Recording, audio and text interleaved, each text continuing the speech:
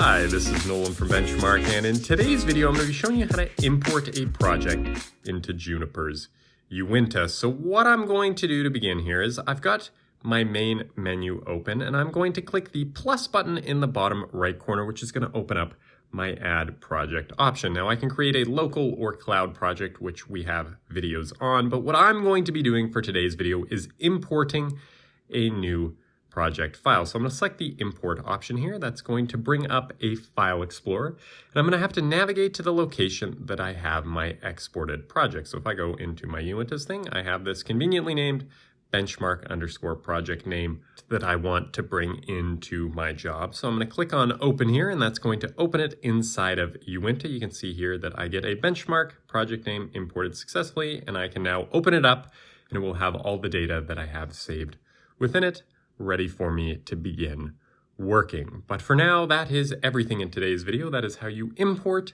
a project into Juniper's Uinta. And if you have a moment, I would please ask you to hit that subscribe button down below. It really does help us out and helps me keep making these videos. And if you have any questions about anything you've seen in today's video or any questions about anything you've seen on our YouTube channel, please give us a call at 1-888-286-3204 or visit us on the web at bench-mark.ca.